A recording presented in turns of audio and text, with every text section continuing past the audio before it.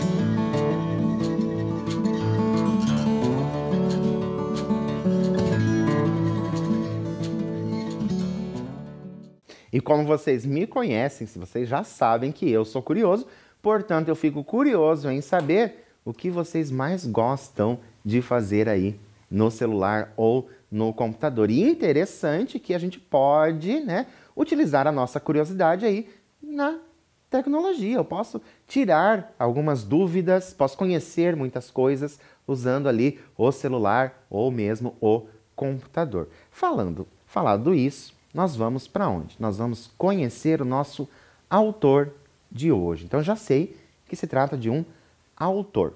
É um autor brasileiro, certo? O nome dele, Inácio de Loyola Brandão, nascido no ano de 1936. É um importante escritor brasileiro. Também está vivo, é um autor vivo, assim como outros autores. Também tem muitos autores importantes brasileiros que estão vivos, tá? Então, o Inácio de Loyola Brandão é um autor importante brasileiro que está vivo. Vamos conhecer um pouquinho a respeito desse nosso autor? Olha só. Inácio de Loyola Lopes Brandão é um contista, romancista e jornalista brasileiro. Ok, então, ó, só pra gente pensar. Veja só. Ele é um contista. Contista é a pessoa que escreve contos.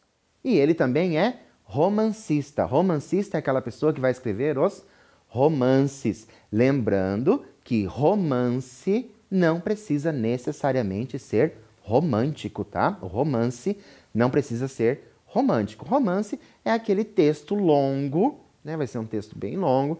Nós vamos ter lá começo, meio e fim, nós vamos ter essa narrativa, vários personagens envolvidos. O de hoje, nós vamos ler, vai ser um conto, tá? Possui uma vasta produção literária. Alguns de seus trabalhos conquistaram prêmios de literatura. Sua carreira iniciou em 1965 com o lançamento de Depois do Sol, livro de contos no qual o autor já se mostrava um observador curioso da vida na cidade grande. Olha só, autor curioso. E nós iniciamos a nossa aula falando sobre curiosidade, querendo saber se você é uma pessoa curiosa ou não. E o nosso autor já era, né? Mostrava ali no texto, né? Curiosidades da cidade grande, né? ele, como curioso, vai falar da Cidade Grande, sua primeira obra depois do Sol. Trouxe para vocês algumas obras desse nosso autor. Ele tem muitas obras dele ganharam prêmios. Tá? Selecionei, então, 4 obras. Olha só. Tenho o Depois do Sol, que é primeira obra dele depois do Sol. Depois eu tenho uma obra dele que tem um nome bem interessante.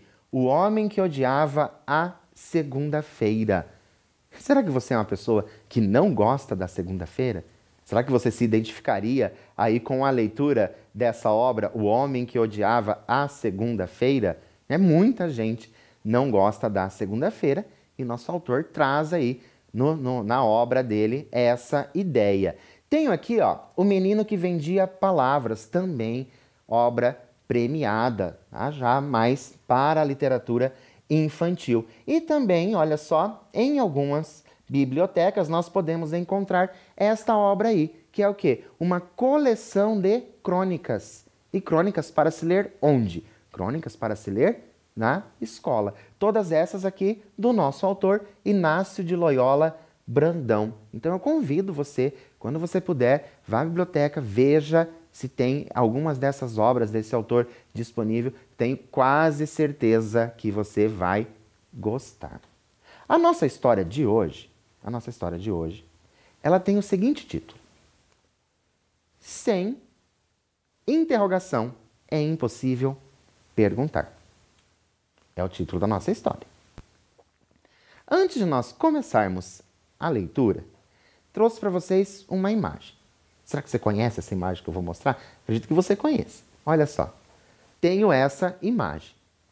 Consegue reconhecer o que é isso? Pensem lá no nosso título, tá? Sem interrogação, é impossível perguntar. E agora eu tenho essa imagem. E peço para vocês, quais hipóteses podemos levantar a partir da imagem, essa imagem mostrada, e do título Sem interrogação é possível perguntar? Então, quais hipóteses a gente pode levantar? Do que será que vai tratar essa história que nós vamos fazer a leitura? Vou dar um tempinho para você marcar as hipóteses e eu já volto para a gente começar.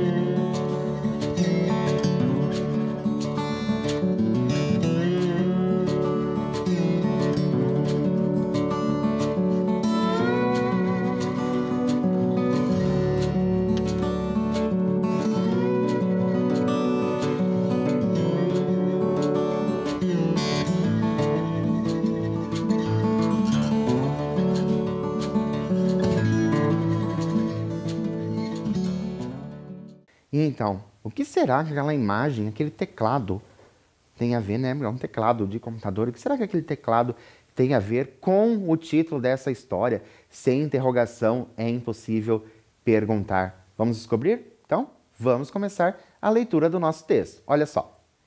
Serginho olhou para o teclado e apertou a tecla 2. Em seguida, digitou o Shift e apertou 2. Apareceu o símbolo arroba. O que será isso? Depois, ele apertou o Shift e o símbolo mais surgiu no monitor. Serginho ria. Divertia-se com a novidade. Se não apertasse a tecla Shift, em lugar do mais apareceria o sinal igual. O que será que queria dizer? Que o mais e o igual são iguais dependendo da tecla Shift? Se quisesse o 5, bastava apertar a tecla 5. No entanto, ao apertar o Shift junto com o 5, o que apareceu na tela foi um símbolo engraçado. Esse símbolo aí, o porcento. Perguntou e o pai explicou que era porcentagem. O que quer dizer porcentagem? O pai ficou calado uns minutos. Veja, você tem o número 100, mas deseja apenas 10% de 100. Ou seja, você deseja apenas 10. Por que vou querer 10% de 100? Era uma boa pergunta. O pai ficou de responder no dia seguinte. Estava atrasado para o trabalho. Agora a gente vai pensar um pouquinho. Além do atraso para o trabalho, porque o pai disse que estava atrasado, quais outros motivos ou qual outro motivo poderia ter levado o pai a não responder a dúvida de Serginho? Porque o pai não respondeu. Ele não respondeu a dúvida, respondeu só ali que significava o porcentagem, mas não respondeu a dúvida sobre o que era a porcentagem. Qual outro motivo poderia ser, além de estar atrasado para o trabalho? Eu vou dar um tempo para você responder e eu já volto.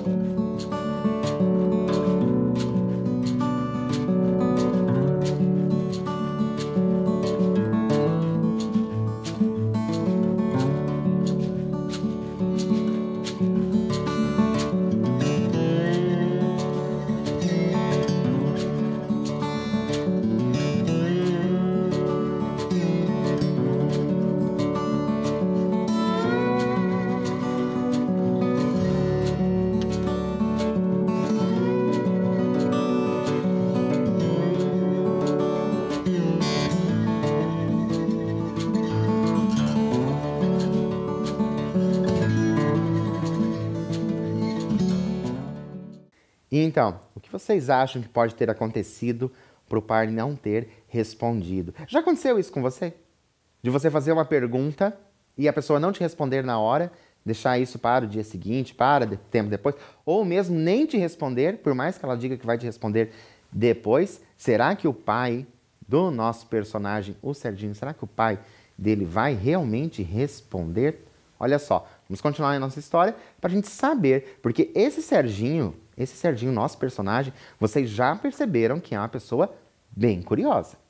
Porque saiu apertando ali as teclas do computador, junto ali com a tecla Shift, ou não, mas ele saiu descobrindo ali esse teclado de computador. Então vamos continuar para saber mais dessas curiosidades do nosso personagem. Olha só.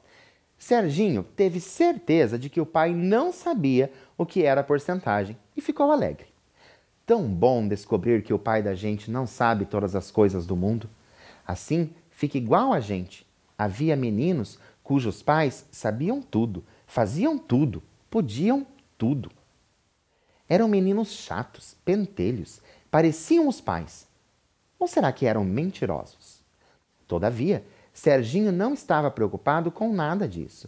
Tinha descoberto as mágicas do teclado, as estranhezas que podia fazer com ele. Eu chamo a atenção de vocês para esta parte do texto, que é bem interessante quando ele vai falando dos pais dos amigos.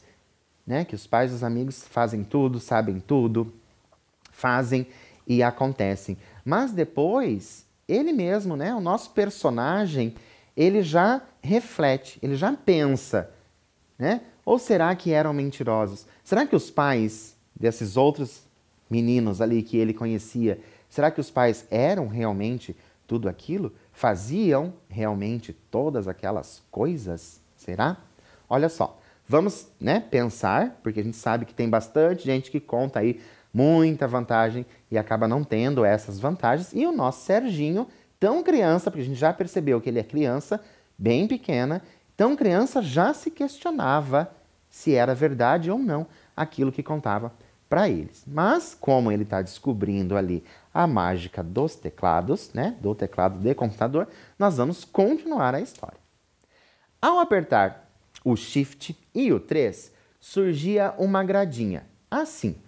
Então, marquei aqui em vermelho para vocês. Já viram? Tenho certeza que você conhece esse símbolo, mas eu tenho uma pergunta para você. Qual nome você dá para esse símbolo? Você já viu esse símbolo, tenho quase certeza que você já conhece esse símbolo, mas a minha pergunta é, qual nome você dá para este símbolo? Vou dar um tempinho para você escrever, ou se você não souber o nome, dar tempo de você pesquisar e eu já volto.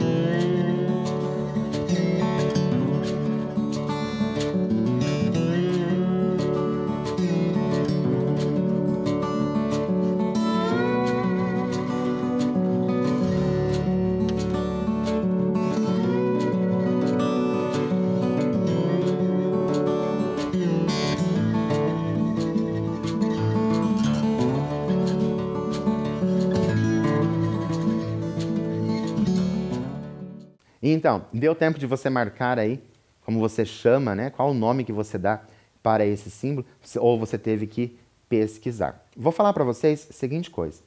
Esse símbolo possui inúmeros nomes. Inúmeros. Vários mesmos. Depende muito de onde ele está sendo utilizado. Porque esse símbolo é utilizado em muitos lugares. Em muitos campos ele é utilizado. Hoje em dia, ele é muito conhecido como o símbolo hashtag.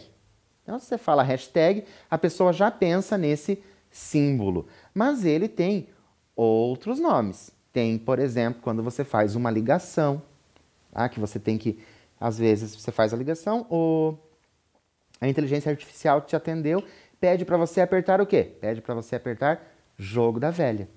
Né? Então, também tem o nome de jogo da velha. Lá, na parte musical, ele já foi conhecido como sustenido. Digo já foi, porque foi bastante tempo que eu sei isso, não sei, talvez pode ter mudado, então existe esse nome sustenido. Já teve o nome de malha também. Olha só como esses nomes eles vão mudando dependendo dos campos. Se você pesquisou, você com certeza encontrou que o nome desse símbolo é cerquilha. Como até o nosso próprio personagem diz, que parece uma cerquinha. O nome dele é cerquilha. Interessante, né?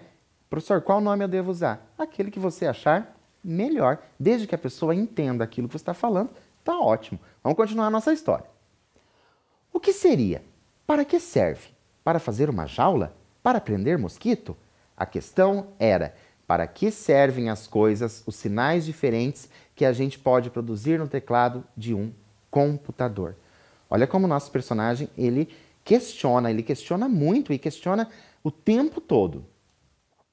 Serginho gostou do 8, misturado ao shift. Ele produzia uma estrelinha simpática. Olha só, a estrelinha simpática que nós conhecemos como asterisco. Aproveitou, fez um monte, uma linha inteira e saiu então o nosso personagem digitando ali o asterisco. Fez uma linha inteira de asterisco.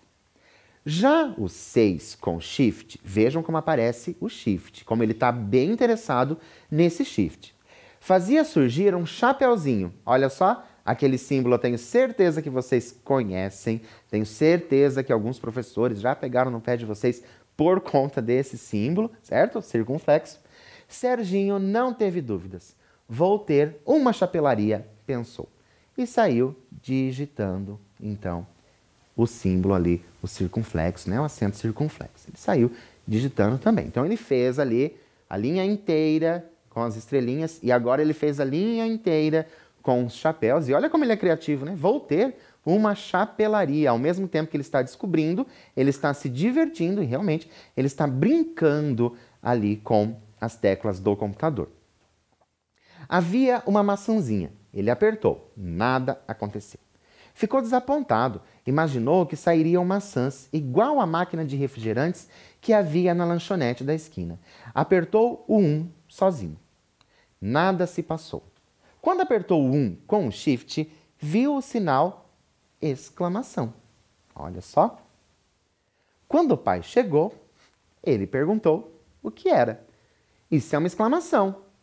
E o que é uma exclamação? Como explicar uma exclamação? E é claro que eu vou fazer o quê? Vou passar essa pergunta para vocês. Olha só, como você explicaria para alguém o que é uma exclamação? Pense que alguém está te perguntando. A pessoa chega até você e diz: você sabe o que é uma exclamação? Eu sei que você sabe o que é uma exclamação. Mas como que você vai explicar para a pessoa o que é uma exclamação? Vou dar um tempinho para você colocar aí a sua explicação e eu já volto.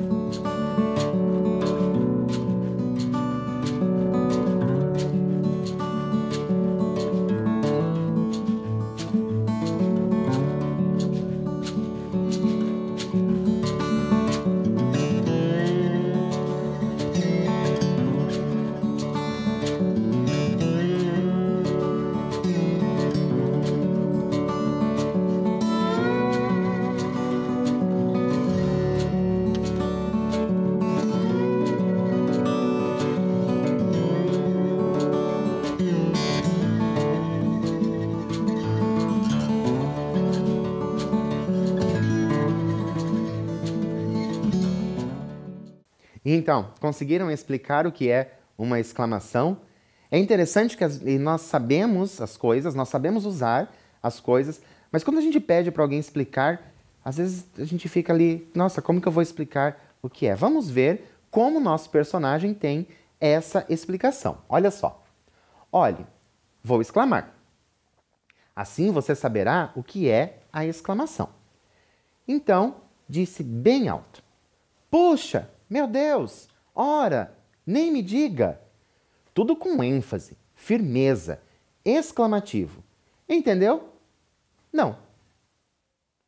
O pai aproveitou. Viu? Esse não que você disse foi uma exclamação. Deu para sacar? Ah, uma exclamação é um não bem forte? A exclamação é o contrário da interrogação. E o que é interrogação? É uma pergunta. Quer dizer que a exclamação é uma não pergunta? O pai disse que precisava ir trabalhar. Serginho apertou a tecla que ficava perto do shift e parecia um tracinho caindo, bêbado. Saiu no monitor um ponto de exclamação. Olha só, nós vamos pensar um pouquinho e ver se vocês conhecem. É claro que se você estiver aí na sua frente vai ficar um pouco mais fácil. Mas, né, ver se vocês conhecem. Ele diz, parecia um tracinho caindo bêbado. De qual símbolo Serginho está falando?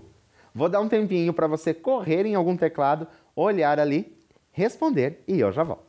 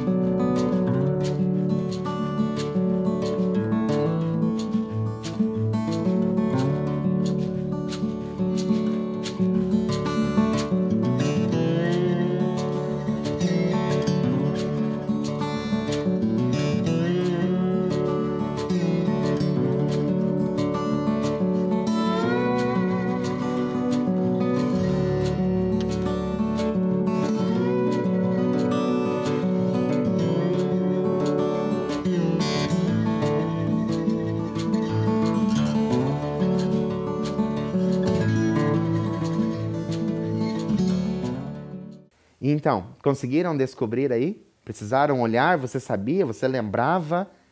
Procurou onde fica o ponto de interrogação? Viu qual é o tracinho que parecia que estava caindo, né? Qual é o símbolo que nós temos que parece que está caindo? É claro que é quem? É a barra, olha só.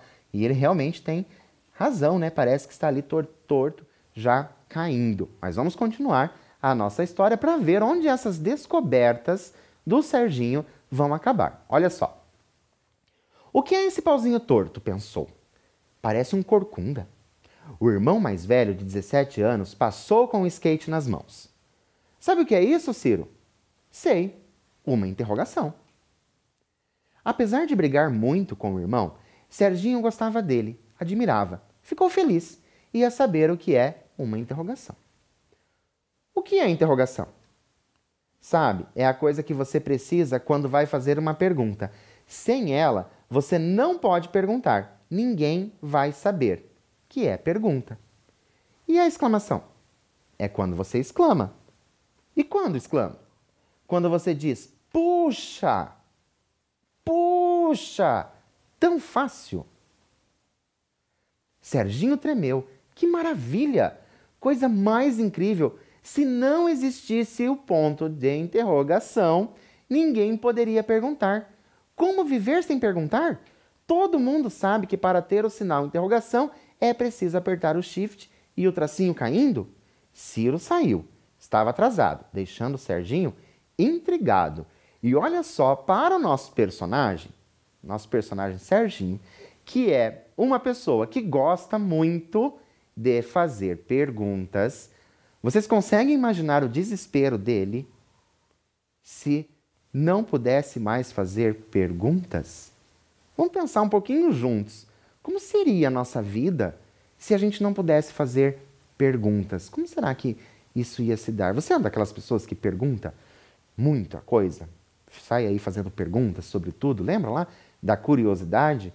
E para o nosso Serginho ali, imagine o desespero dele se ele não pudesse fazer perguntas. E para ele ali, se não tem o ponto de interrogação, é porque não vai ter pergunta. Foi assim que ele entendeu o que o irmão explicou. Vamos continuar a história. Que coisa engraçada! Quer dizer que se eu não tiver um ponto de interrogação, não posso fazer uma pergunta? E se não existisse o shift no teclado, não poderíamos perguntar? Estava achando tudo fascinante. Olha só que intrigante o que ele pensa. Preciso do ponto de interrogação para fazer pergunta. Mas se não tiver o shift, lembra? Ele está falando desse shift desde o início do texto. Se não tiver esse shift, eu não vou fazer pergunta? Não vou poder fazer a pergunta? Ele, é claro, que acha isso o quê? Fascinante. Por quê? Porque precisa descobrir cada vez mais. Olha só. O pai tinha trazido o computador presente para os filhos. Os mais velhos começavam a precisar para trabalhos da escola, para a internet. A irmã queria namorar por meio dele. A mãe desejava planejar o orçamento familiar. Era uma família organizada. Então tinha ali o primeiro computador daquela casa. E agora eu te convido para quê? Para nós entrarmos ainda mais nessa história. Nós vamos viver, nós vamos pensar que nós somos esse personagem ali, né? O Serginho, nós fazemos parte ali da família do Serginho. Só que, aí na sua casa, com qual finalidade as pessoas utilizam o computador ou o celular? Então, o que você vai fazer? Você vai pensar aí em você, outras pessoas que moram aí na sua casa, e você vai listar, né? Eu. Então, você coloca lá, eu. Para que você usa o computador ou o celular? Ou para mais, ou você usa com mais tempo? Porque às vezes vocês fazem tanta coisa, né? Mas você passa mais tempo fazendo o quê? E as outras pessoas da sua casa utilizam para quê? O computador e o celular, ou o celular. Vou dar um tempinho para você e eu já volto.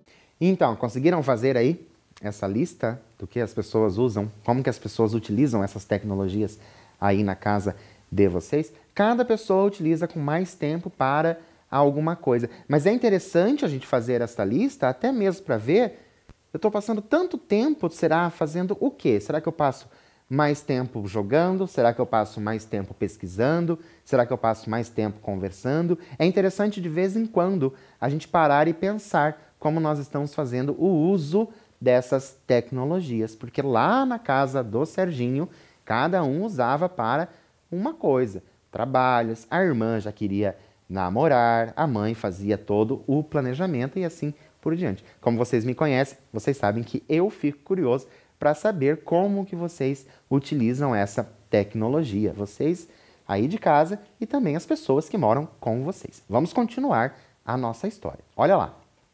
O computador tinha chegado na noite anterior e Serginho, desde manhã, estava tentando decifrar mistérios. Era divertido, complicado. Acima de tudo, mágico. Ele podia digitar uma letra, ainda que não soubesse que a palavra era digitar, e colocá-la fechada dentro de duas cercas. Aí nós temos o parênteses e o número 8. Podia criar um mundo de estrelas, de mais, de chapéus. Não sabia ainda o que fazer com tudo, mas descobriria. Teria de ser sozinho. O pai mostrava não ter paciência. Ou talvez não soubesse, porque o computador parecia remeter a coisas da vida que não tinham explicações fáceis. Olha que interessante isso, tá? O computador, né?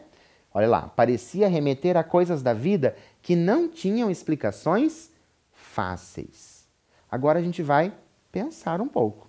Nós vamos pensar bastante. Olha só, para você, quais coisas da vida não possuem explicações fáceis?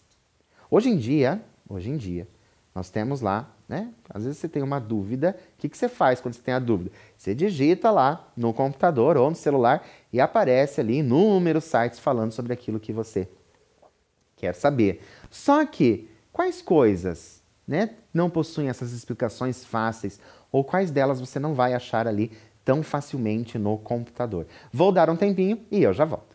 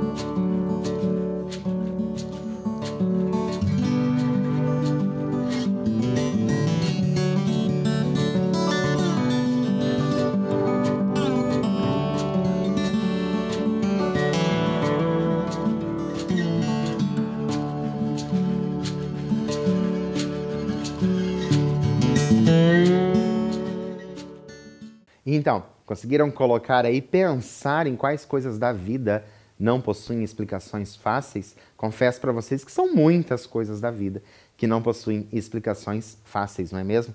Imagino que você deva ter conseguido colocar aí algumas dessas coisas que não possuem essas explicações tão facilmente e muitas delas a gente nem encontra como resposta ali quando a gente procura no computador. Mas vamos continuar a nossa história, porque o Serginho, ele está cada vez mais empolgado nessa descoberta ali do teclado. E percebam que ele não está se importando muito com para que serve. Ele só quer ir descobrindo. Então, vamos continuar.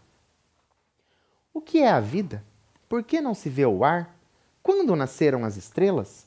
Por que a água molha? Por que o número 7 é o 7 e não o 8? E o 9 é o 9 e não o 2? Como a voz vem pelo telefone, de acordo com o nosso Serginho, o nosso personagem, estas são algumas perguntas que não possuem explicações fáceis, né? Principalmente, olha a confusão que ele vai fazendo lá no final. Ele pergunta até o porquê o número 7 se chama 7. Por que o 7 não é outro número, não tem outro nome? Então ele vai fazendo essas perguntas e confesso para vocês que se a gente for parar para pensar ali, para tentar entrar nessa mente do Serginho, a gente percebe que sim, são perguntas com explicações ali dificílimas, né? Como, por exemplo, por que a água molha? Já pensaram sobre isso? Já pensaram sobre essas questões? E o Serginho, tão criança, já está pensando sobre essas questões. Então, vamos continuar. Serginho estava descobrindo que a vida e o computador abrigam coisas que os adultos não sabem, não conhecem, não explicam. Que a vida e o computador têm perguntas sem respostas, mas que respostas existem e estão dentro do computador e das pessoas. Disposto a descobrir, ele começou a apertar todas as teclas. Caps Lock, Return, Shift, Tab, Clear, Help, Home, Page Up, Page Down, Control, Option. Estranhas palavras. Quem fala assim? Língua de computador. Encheu o monitor de números, símbolos, signos, letras. E aí viu uma tecla Delete. Apertou. Tudo sumiu. Ficou branco. O computador tinha engolido suas coisas de volta, mas estava pronto a devolver. Devolver seus mistérios, sua mágica, o encantamento do Shift. Essa tecla solitária que produz tanta diferença. E assim a gente termina esse nosso conto sem interrogação. É impossível perguntar. Gostaram? Foi assim que você imaginou que poderia acontecer? Aquela ligação com aquela imagem que nós vimos lá no início da aula? Você pensou em alguma coisa com o teclado de computador?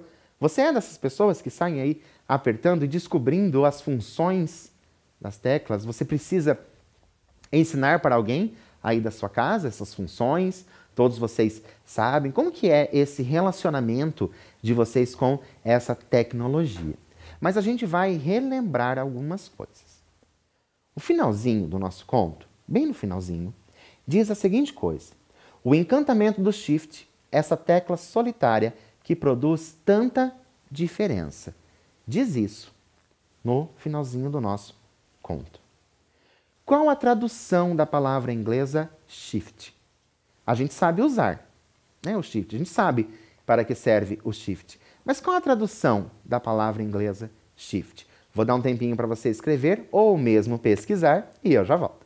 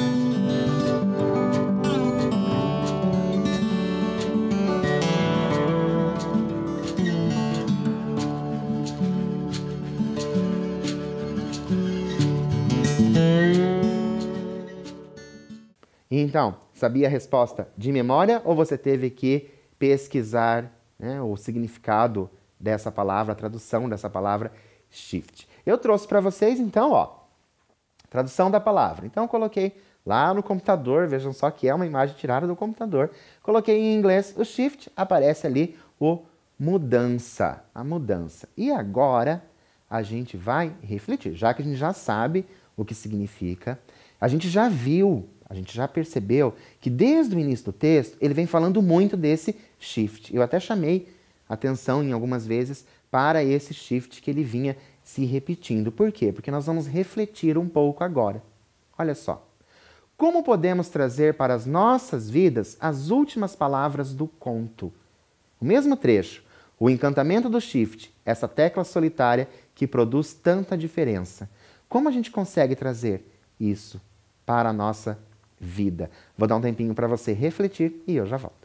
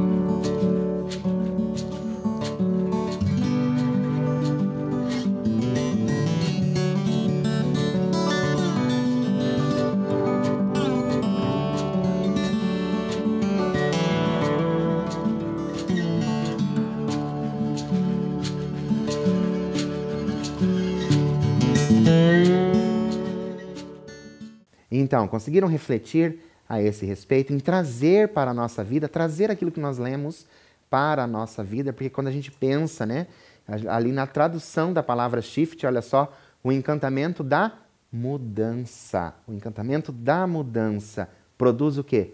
Muita diferença. Concordam comigo que esse encantamento da mudança, você mudar ali, às vezes, seus pensamentos, traz, sim, ali, muita diferença para a vida.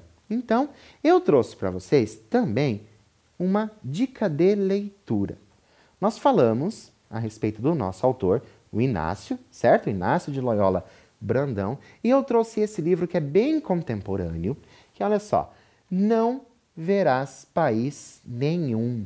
Chama a atenção de vocês para esta capa do livro. Olha como é interessante essa capa do livro, como ele traz, né, ali se remetendo à seca, e nós temos ali também, né, o mapa do Brasil ali rachado. Então é bem interessante essa capa que já nos faz pensar em muita coisa. Olha só, por que eu trouxe isso para vocês como dica de leitura? O romance publicado em 1981 apresenta um país destruído pelo próprio ser humano. A escassez das chuvas, a falta de alimentos, a poluição, o desmatamento apresentam a realidade de um país atual. O autor traz em sua obra seres humanos desconfigurados por conta de experiências nucleares. Olha só, então nós temos essa obra, é um romance, lembram lá no início? Já tinha dito que ele era também um romancista, mas que eu falei para vocês não misturarem romance com romântico. Olha só, essa obra, nós temos o quê? Nós temos um romance de ficção. Não verás país nenhum. Fica a dica para vocês de leitura. Eu espero sinceramente que vocês tenham gostado do texto de hoje, tenham se divertido com a história do Serginho, e espero também que você se torne essa pessoa curiosa e ir descobrindo as coisas aos poucos, ir fazendo as suas tentativas e descobertas. Por hoje eu fico por aqui, mas é claro, eu volto na nossa próxima aula. Até lá!